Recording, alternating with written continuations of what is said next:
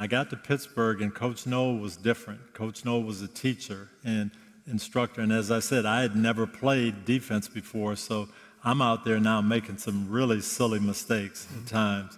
And I would come off, and the other coaches would yell at me and, whatever, and Coach Noll what were you thinking on that play? Where were you looking? Where were your eyes? Okay, what was your responsibility? And he was just teaching me. So I played for him for 2 years, and then he hired me on the staff. I was 25 years old when he hired me as an assistant coach, and I had never coached before. So I asked him, I said, what do you want me to do? What am I supposed to do? And he told me something that stuck with me the rest of my life. I never forgot it. He said, Tony, your only job as a coach is to help your players be better. And when he said that, the light went on, and that's why he's such a great coach, because he feels like if he helps us be the best we can be, then we're going to have a great team.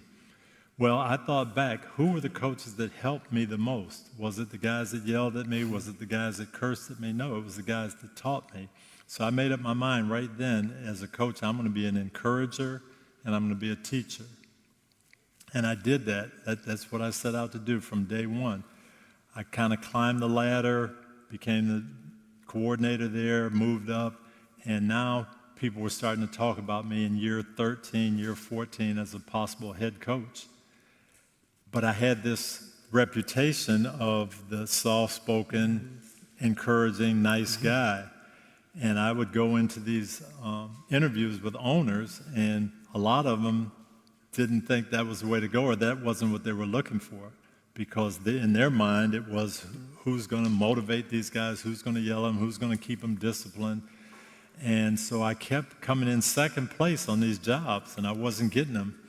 And people started telling me, you're going to have to change even if you don't change who you are, you've got to change who you look like.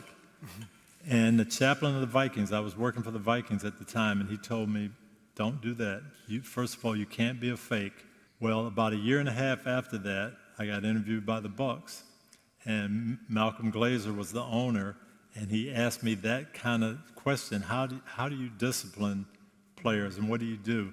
So I started to think, should I make up a little story and tell him, or should I tell him so I said, well, Mr. Glazer, I really think it's about respect, building those relationships, getting guys to respect you, and when we have this love back and forth, they'll respond and they'll do things because I asked them to do it. And he said, that's just how I raise my boys. That's the kind of coach I want. Wow. And he hired me.